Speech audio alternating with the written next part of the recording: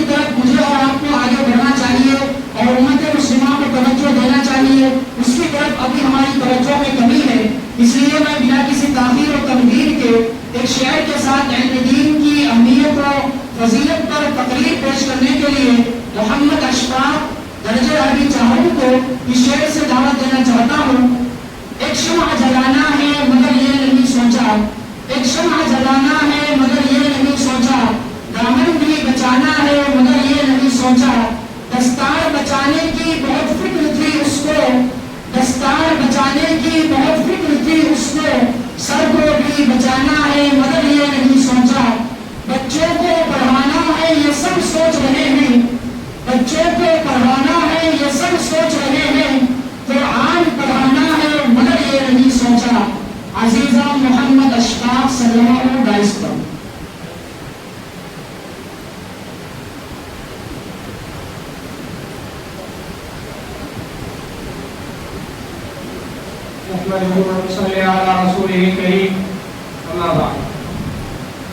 فقد قال الله تبارك وتعالى في القرآن المجيد والفرقان الحميد: أعوذ بالله من الشيطان الرجيم، بسم الله الرحمن الرحيم، اقرأ باسم ربك الذي خلق، قل هل يستوي الذين يعلمون والذين لا يعلمون، صدق الله العظيم۔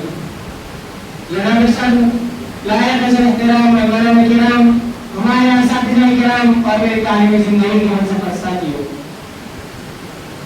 میں آپ حضرات کے سامنے علم دین کے موضوع پر تقریر کرنے جا رہا ہوں۔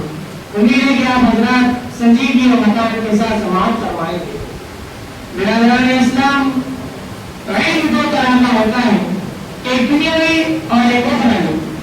علم چاہے دنیاوی ہو یا اخروی، انسان کو عزت اور فضیلت ادا کرتا ہے، لیکن دنیاوی علم صرف دنیا ہی تک محدود رہتا ہے، اور اخروی علم انسان کو دنیا اور آخرت دونوں میں ذلت اور رسوائی سے نجات دلاتا ہے اور عزت و شرفت عطا کرتا ہے۔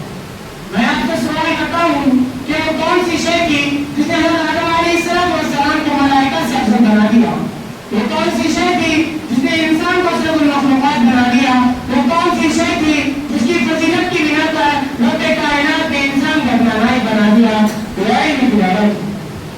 جب جہاں نے قرآن کا نزول فرمایا تو سب سے پہلے وہ آیت نازل فرمائی جس کا تعلق علم سے ہے، یعنی اقرأ باسم ربک الذی خلق۔ برادران اسلام، بخاری و علوم کی اہمیت و فضیلت آیات قرآنیہ اور احادیث نبویہ میں بکثرت وارد ہوئی ہے۔ اللہ تبارک و تعالی ارشاد فرماتا ہے: قل هل يستوي الذین یعلمون والذین لا یعلمون۔ اے محمد صلی اللہ علیہ وسلم، آپ کہہ دیجئے کہ علم اور جہل ایسا نہیں ہو سکتے، جس طرح توحید اور شرک ایسا نہیں ہو سکتے، جس طرح نور و ظلمت ایک جگہ جمع نہیں ہو سکتے، جس طرح حق و باطل برابر نہیں ہو سکتے، اس لیے کہ توحید کی ضد ظلمت، اس لیے کہ توحید کی ضد اسلام اور کفر و باطل کی ضد ایمان ہے۔ اور میں آپ حضرات کے سامنے بتا دینا چاہتا ہوں کہ اہل علم اور اہل جہل بھی برابر نہیں ہو سکتی۔ رسول اللہ صلی اللہ علیہ وسلم نے ارشاد فرمایا: فضل العالم علی العابد كفضل القمر ليلة البدر على سائر الكواكب۔ کہ عالم کی فضیلت عابد پر ایسی ہے جیسے 24 رات کے چاند کی فضیلت تمام ستاروں پر۔ حضرت عبداللہ بن عباس رضی اللہ عنہ ارشاد فرماتے ہیں کہ دوسرے مومنوں کے مقابلے میں اہل علم کے 700 سے زیادہ درجات ہوں گے اور ہر درجے کے درمیان کی مسافت 500 برس کی مسافت کے برابر ہوگی۔ لیکن آج کے دور کے مسلمان اپنے بچوں کو اسلامی تعلیمات سے دور رکھتے ہیں اور انہیں افراد کی تعلیمات دیتے ہیں۔ یہ صرف شیطان کا فریب ہے۔ وہ شیطان مردود جس نے عہد کیا کہ بنی آدم کو جہنم میں پہنچائے گا، وہ شیطان جو ہمارے دین و اسلام کا دشمن ہے، وہ شیطان جو ہماری سوسائٹی کا دشمن ہے، جو ہمارے کردار کا دشمن ہے، جو ہمارے اخلاق و ایمان کا دشمن ہے، یہ شیطان ہمارے اصل کے دشمن ہے۔ یہ چاہتے ہیں کہ ہم اپنے خوبصورت اور امین انجام میں پہنچا کر ہمارا اپنے تعلیمات اسلامی سے دور رکھیں۔ لیکن یاد رکھیں، اگر ہم اپنے بچوں کے خلقان ہیں کہ ہمیں عالم دین بنائیں، اس لیے کہ مسجد انسان صلی اللہ علیہ وسلم نے ارشاد فرمایا: يستغفر للعالم ما في السماوات والارض، کہ زمین و آسمان میں جتنی اشیاء ہیں تمام جو چیزیں عالم کے لیے دعائیں مغفرت کرتی ہیں، عالم کے لیے ملائکہ بھی دعائیں مغفرت کرتے ہیں، عالم کے لیے جنات بھی دعائیں کرتے ہیں، عالم کے لیے زمین و آسمان بھی دعائیں کرتے ہیں، عالم کے لیے سمندر کی مچھلیاں بھی دعا کرتی ہیں، عالم کے لیے کیڑے مکوڑے بھی دعا کرتے ہیں۔ لیکن اس کے باوجود مسلمانوں کا حال یہ ہے کہ انگریزوں کے 4000 میں پھنس کر آپ نبی و معاشرت کو گاردار کر رہے ہیں.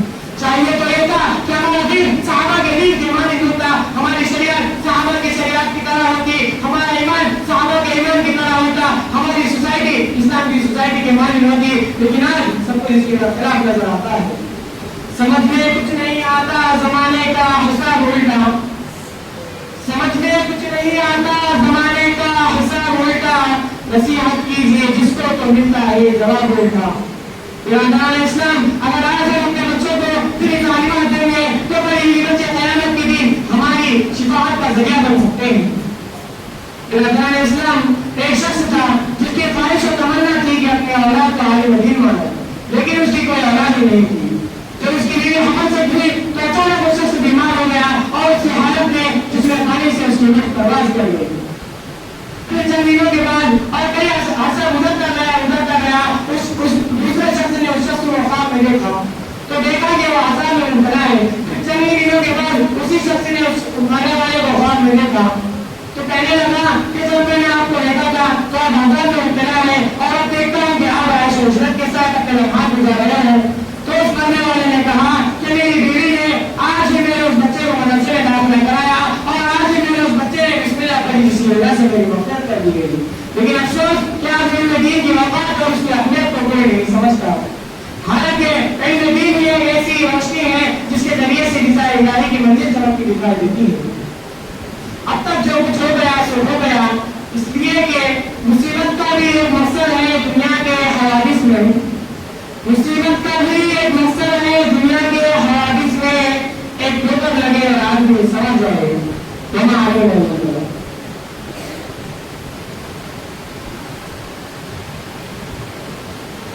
ماشاءاللہ, یہ تھے عزیزم محمد اشفاق صلی اللہ علیہ وسلم جو ہمارے سامنے علم دین کی اہمیت اور افادیت کے عنوان پر بہت ہی بہترین انداز میں تقریر پیش کر رہے تھے.